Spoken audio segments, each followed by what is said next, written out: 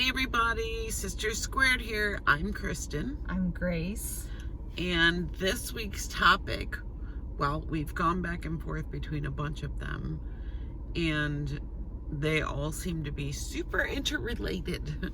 So, that being said, we had talked about moving stuck energy. We talked about not attaching to the things that we hear that don't sit right with us. What else did we talk about? We talked about shadow work, watching how things land on your body. And authenticity. Being authentic. So the holiday season tends to bring up so much. Yeah, that's kind of funny.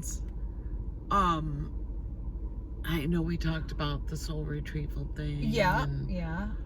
Well, there's a lot here. Let's just start with maybe one thing, maybe stuck energy, or topics that don't sit right with us. Okay. All right. Yeah. That way we can work into the stuck energy part. Okay. We're winging it today, if you can't tell. Yeah. So this is week 12. Chris was over on. We had family over Friday after Thanksgiving, and I am see-through, completely see-through. So somebody was talking about something, and I was literally in my chair like, oh, so not obvious at all. Like this. But I didn't want to hear it. Yeah. And that's not obvious, right? I don't recall what it was about, and I probably wouldn't mention anyway, just in case it's. Well, it was one of the controversial things, right? That so people just leave it talk at that. about, yeah, like something newsworthy. And so, instead of just like she mentioned, letting it kind of just flow by you, I did not do that. It's something that I definitely need to practice more on. It was definitely a reactive. It was, but at the same time, she's been having a lot of family and family in her house, and so she's had a lot of people distractions everywhere. In terms of being able to keep yourself in your spiritual place. And, that maintaining that grounding, that spiritual condition, and so actually, that led to probably some stuck energy. And you can do like the best job in terms of being, prepared, and you know what to do, and yet I do think no matter what you do that things tend to stick a little, maybe it's like, because really, if we're being honest, the people that you love the most are probably the people that can push your buttons the best. They know where they are. They know where they are, especially kids, because they were on the inside. Yeah. So anyway, what does this button do? Don't push that button. That's I'm gonna the push that button. Yeah. Don't push that one. The P button. But anyway, so as much as I loved having my oldest came to town with her significant other, and we had a great time. I haven't seen her. She hasn't been home. I've seen her, but she hadn't been home in like a year and 4 months. And it was a busy time, and it was, staying up past my bedtime, which, and just not having, being out of my routine. So as much as it was great, I know that some things stuck. And so, moving that stuck energy, which I knew it would happen. And it was funny because really, like, almost as soon as they left on Sunday, my purge started, which was great, kind of on Sunday and into Monday. And I didn't stress about it. I knew it would come. I've had some practice now with this, and it did. And I feel great today, Yeah. So. Well, and, I was in that same room for that same controversial topic. I didn't even know I did it. And as soon as it came out, I looked at her, and her knees went up and her hands went over her ears, like she was blocking herself. And I was like, oh, sissy. I've been able to spend more time with myself, and Thanksgiving my husband had to work, so we had food early, and he had forgotten to take the day off of work, which was fine. I was fully prepped before I went to her house. You know, I spent the day by myself, and I armored up, and I was in a really good spiritual place. So that topic came up, and I was just like watching it float around. I was like, who's that gonna land on? And I looked over at her, and sure as shit, it landed on her. And her reaction was definitely... I'm sure it was comical. I over the top. It was a little over the top, but she knows what topics like that can do. It didn't feel good. It doesn't feel good. But staying up too late, always being around, you know, just a lot. Yeah, absolutely. I was totally vulnerable to that. And you know, when you are armored up and you are ready for it, like not even ready for that, just ready in general. Anything. I had time for myself. Yeah. I felt good. Yeah.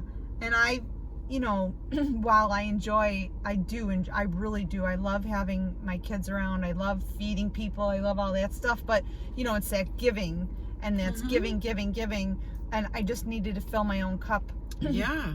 Again, you know, it gets a little depleted. You know, it happens. And that expenditure of energy. Yeah. And you don't really get to control all the places that it goes when everybody's under your roof. And you want to be there for your family, especially when it's your kids, you know. And they're there for such a short time. Yeah, it's tough. But, you know, I held space for her in that moment. And I was like, okay, sissy, you're going to be all right, you know. But that's how insidious it is. You know, we talk about your energy and your space and being authentic and all those things, and all it takes is for one weekend or a couple of days to just be out of your element, and you know, things start to kind of go a little haywire. But she knew that as soon as it was over, she had to recalibrate, recenter herself, take her space back in a way that, you know, filled her cup. And so it doesn't matter how much work you've done. It doesn't matter how authentic you are in your conversations. For her, that was authentic. That reaction was authentic because she knows that topic, under any other circumstance, would affect her body. And so to plug her ears, she's like, it's not getting in. Like, she wasn't in the mental space to watch it float over her. No. She was in the space where, like, lock it down, don't let it hit me. Yeah. So there is protection in the movements she made. Sure, absolutely. She blocked her solar plexus. She blocked her solar plexus with her knees by pulling them up so she wouldn't absorb it. And she plugged her ears. Like, I've pulled stuff out of people's ears. Oh, yeah, me too. Like, yeah. You know, when you're a kid and people say terrible things to you, or, you know, insults, they land, and you're hearing things that hurt, and that they stick, like they have a little anchor in there somewhere. Yeah. And I've pulled stuff out of people's ears. Yeah. And I put my hands over their ears and bring in light and the love. Like, this is what you're hearing. You're hearing light language, you know, the language of the heart. And so, yeah, she did the things to protect herself, knowing that mentally and emotionally she couldn't do it. She had to do it physically. And yes, maybe it was noticed by somebody other than me. Maybe not. Maybe I was just in her bubble. Yeah. Thing is, who knows? But and even like the things that you do, now I wasn't aware of that. I'll be honest. Until you brought it to my attention, and it's so funny because that awareness is so huge in moving past that stuff pretty quickly. I think like even we learned this word, awareapy, in this class that we're taking, and I think it's such a great, instead of therapy, it's awareapy, and I just think that's such a cool word. It does. But but yeah, the awareness, and I wasn't aware of that particular situation like that.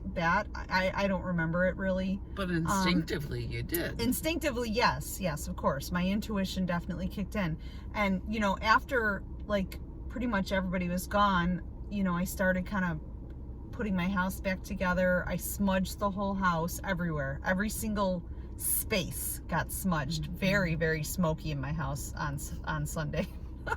and Monday I took my time to cleanse the space, clean, like physically clean the house and clean myself, and like take a salty bath and have my purge, and just take my time to fill my cup back up and put all that around, put all that protection intentionally. Yes, intentionally. It was very intentional. And protecting my space, cleansing and protecting it, and I feel great.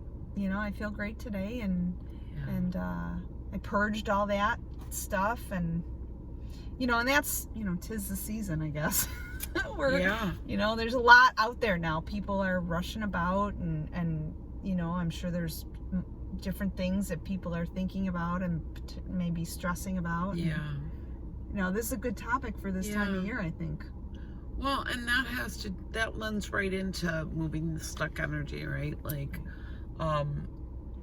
that was what she did after everybody left. She kind of went in and started doing the work on herself, moving that energy, and that purge that came helped to move that energy out. My dog comes to get me when I need to smudge, he or I. He does take on a lot of stuff from other people. He takes on stuff probably from me that I pick up elsewhere. When I come in from being out at a store or anything, he wants me to come in my office and smudge us, because whatever I take on, he takes on. And I know that I had talked about the crystals for owners and pets, and there's definitely something to that. Like, when you have a physical ailment or your energy is out of alignment, chances are your pet is going to go through the same thing. We are not the only ones that need smudging. No. Between children and pets, your whole family takes on that energetic energetic smog, I guess you would call it. Pollution. Yeah. So really, that moving the stuck energy helps everybody. Line them up, smudge them all. My dog will make sure that I smudge him. He will not let me. He will not let me off the hook until I do it, because he'll sit in my office and stare at me, and if I don't respond, he will come out and get me and try to bring me back in. And if it doesn't work the first time, he'll try a second time. He'll try a third time. It makes him uncomfortable. And because I do respond mostly the first time, as soon as I see him go in there, I'm like, okay. And he likes it. He lays down and waits for me. And like, I've watched his foot heal, and I've watched his rashes disappear. So I know that it is definitely a real thing, because it's visible to the naked eye. Now, a lot of times you may not notice on other people so much, but you can definitely feel it in your own body when something has released. Like, I tend to get a chink in my hip when I'm fighting for control over something. And I know you do too. And you get the jaw thing too. Yeah. So physically, we have things that affect us. It's funny, because that's better. I wonder... It's better. And I'm going to tell you that all weekend long, there were There were things that I knew that were none of my business. Mm-hmm. And so I didn't allow that in. It wasn't for me. It wasn't mine. And I just, this is yours. Very hands off. Yeah. Very hands off. And so things are changing for me in that regard. That control stuff is like, oof. I take my hands off the wheel and stay in my own lane, man. I just had a conversation with a friend of mine, actually a couple of friends, who have had similar things come up in their lives where it was in the process of taking care of itself. All the right forces were aligning, but because these people put themselves directly in the line of fire because they felt like they needed to be heard about this topic, and they attacked, and then they turn into the the one who was the instigator, instead of allowing it to take the form that it was gonna take, and it was already on the pathway. They put themselves in the middle, and it ended up going completely sideways. So when things are starting to take on a life of their own, and they're going the way they're meant to go, we don't have to insert ourselves in everything. Another friend of mine was situations that were happening around her. I reached out to check on her, and I reminded her that it wasn't hers and she just needed to let it happen. So she put music on and went on with her day, and she accomplished a ton of stuff, and she was proud of herself because she didn't touch it. And I think that's away it healing went. too. Like, I think that's, part of your healing. And we were talking about awaken, And being growth. growth. And I think it's all part of the process. Like, there's no right or wrong. We've talked about that. There's No, no not at right or all. wrong. There's no judgment here. It's just where you are in your process. Yeah. And as you go a little deeper and take off more of those layers, the things that may have bothered you at one point don't. They change. They really change. And where the healing comes in, there's less of that, trigger. Yeah. I don't really love that word, but It's not one of my people don't favorite have the either, ability to. People or things don't have the ability to push those buttons anymore like they No. once did, and then you can just kind of like just let it pass you by and notice it maybe, but not let it land, and which is what a And beautiful sometimes feeling. the reason that those things come up is just to test our progress again. I've said for a long time, pain or being uncomfortable is such a gift because it shows you where your work is. But it shows you where you've grown. That too. When you actually fail to have that reaction or even a response to it. I mean, you just kind of, we call it observing, right? Like, you observe it happening, but you're not involved in any way. Right. You're just watching it. Kind of a bystander. Yeah. Yeah. You're just watching it. Mm-hmm. And the thing is, if you focus on it, it will be a thing. Right. But Yep. if you don't, and you just kind of Yeah. watch it pass, it kind of fizzles out. Like, it doesn't have the meaning that it once had. Yeah. I had a friend ask today if the fact that she was resisting letting go of something, if that's why it was sticking around. I was like, oh yeah. Hanging on so tightly, that control, and I get that because I'm definitely, recovering control freak, right?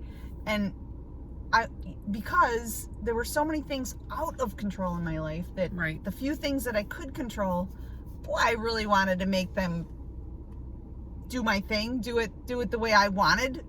Yeah. And But we really, always covered that that's- under, like, I'm just a type A personality. That's not real. That's not real. And the thing of it is that it's not reality. No. That you really have that control, because you don't. You think you do, but you don't. And it's not real. And the thing It's is, not real. why do we need to control things anyway? I don't know. Well, Because and flowing feels so much it does. better. It does. And you know, you were talking with someone this weekend about the woken thing, the being awakened. Oh gosh, yeah. You want to talk a little bit about that? Yeah. 'Cause that just blew me away. Well, this person that I was talking to talked about how woke they are and how they feel like they know the secret of the universe, but they were hyper focused on like slamming people into wakefulness, like pounding them into submission, like see it this way, see it this way. And I was like, oh gosh, it felt awful. That's spiritual Like, arrogance to me. It is. Because I have never had that experience where people were receptive to that approach.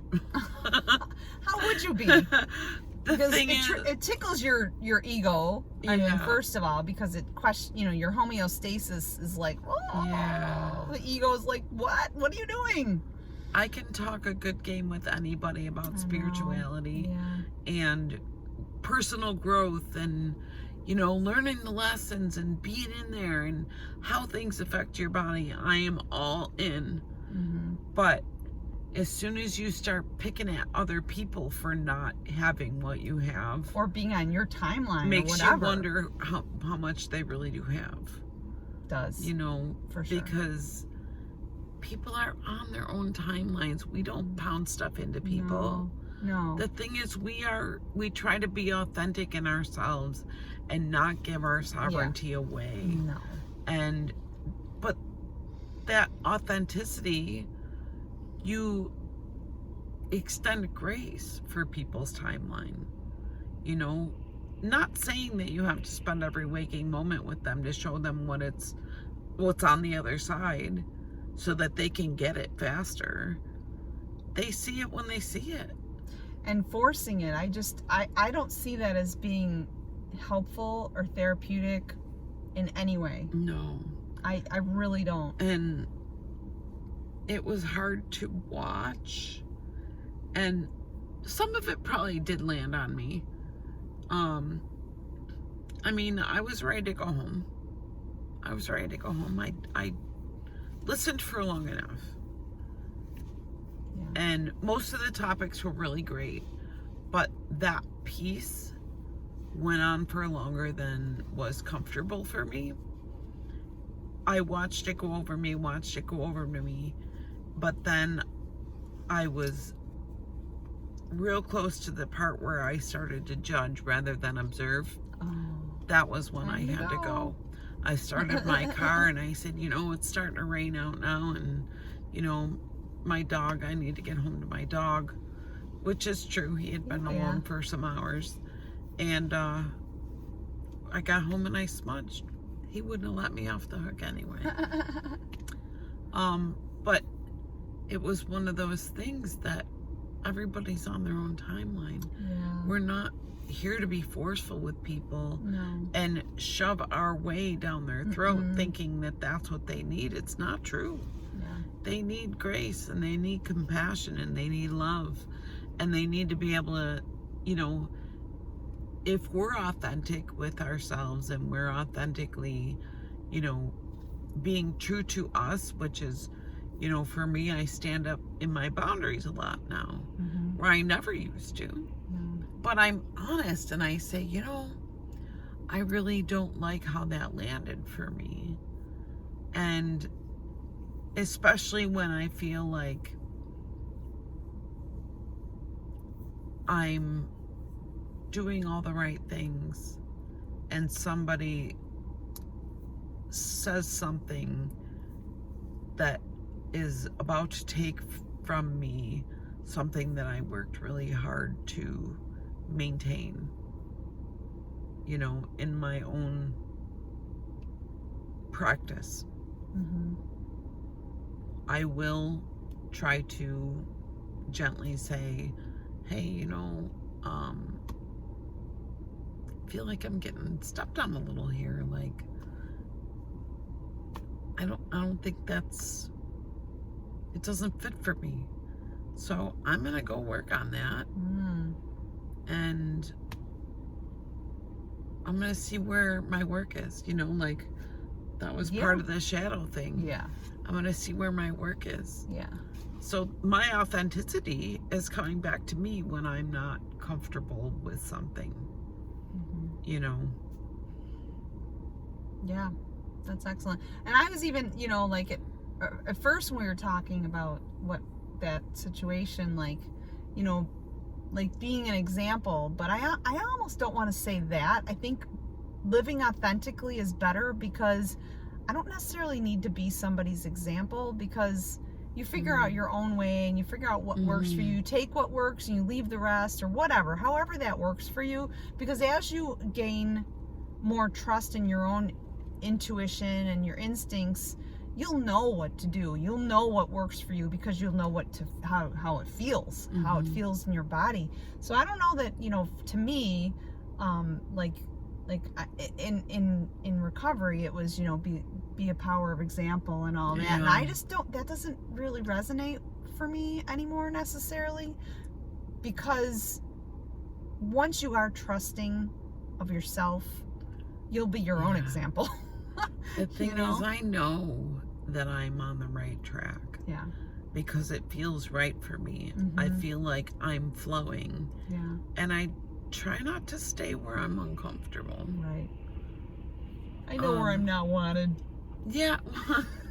I will see myself out.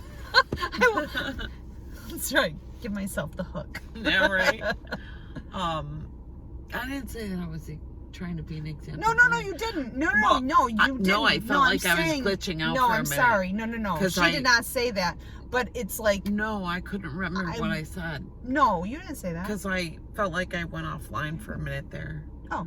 When I was talking. talking. No, I think oh, maybe you did. No, I was just thinking about, that has been like past programming. Yes. I feel like, to be an example. Oh, set a good example, be a good example, blah blah blah blah blah. Oh, you grew up doing that for us? Well, that's right. Oh shit, that's some programming, right? Yeah. But the thing is, but what's funny is that without that being said, or being someone's example, and really that whole being authentic piece is, to me, the most important. I can live an authentic life now. Now, if I see somebody doing something similar to me, who cares? Maybe they found their way. Maybe they found something they wanted, they wanted or saw that is similar to what I'm doing. I don't care. I think the beauty is that we're all lifting each other up and empowering each other. Who cares what it looks like?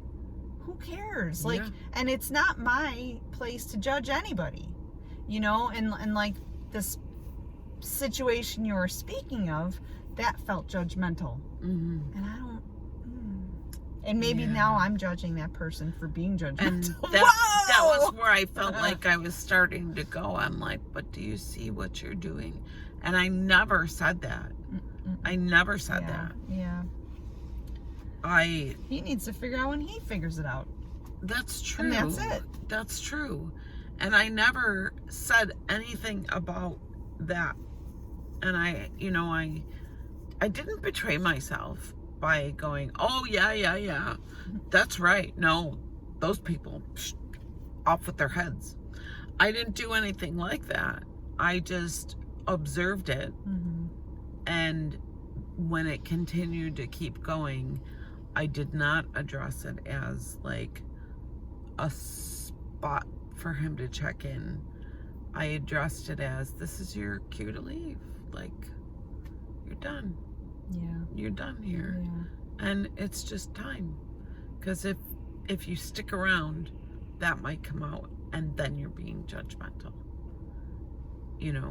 And the awareness. Right. Well, knowing the timing of things, like not forcing yourself to be in a situation.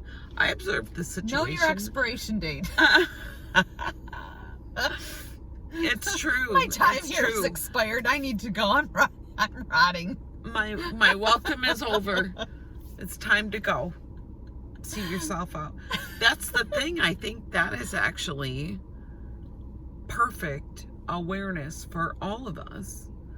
by feeling okay, we're doing all right. As soon as it gets uncomfortable, that's when we're being prompted to take our leave.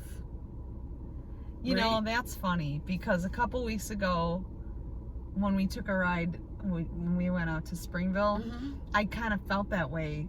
You were talking and you guys were hitting it off, but I was kind of like, oh, it's time for me to go. Like I felt like I kept looking at stuff in the store and whatever, but I felt like I was ready to go. Yeah, and it's disconnected. I did. I disconnected, and which was fine. It was nothing personal, of course. It just was. I was done. We were talking medicine ceremonies. Yeah, and stuff. I think and I. That's still like that's kind of my jam. I think it's wonderful. And I think it's wonderful, but it's not my thing. Right. Totally. So I sort of checked out a little bit. The thing is, and I did too at some point, like I felt the vibe shift, and it was definitely time.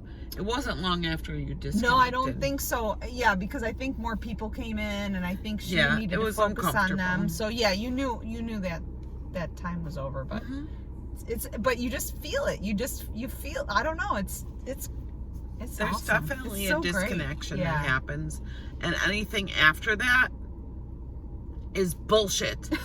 I'm just kidding. No, anything after that probably isn't gonna be for your highest and best. Maybe not. That's my guess. Or it's just surface stuff. Yeah. It's not like anything of any. Like it's run its course. Yeah. Like this video has probably run its course. I was gonna say we're over 31 minutes now. So, all right, so we'll kiss you goodbye. Yeah. I hope everybody has a wonderful Tuesday. Yeah. Stay warm. safe. Stay warm. Yeah. Watch out for deer. Yeah, don't flip too many people off on your ride home. Try to stay in the moment. Shiny side up. Yeah. But this is the time, like, ground yourself, surround yourself, and protect yourself. I just do the ground me, surround me, protect me. And I do it in my vehicle so that me and my car are in a golden bubble of light. Because this is the time that things happen. So hopefully that'll slow you down just a little bit to be more mindful of your ride. And, be more mindful of the people that are out there acting a little squirrely, up in their heads, whatever it is that they're doing. Just be safe. Yeah, be careful. So, much love, many blessings. Bye.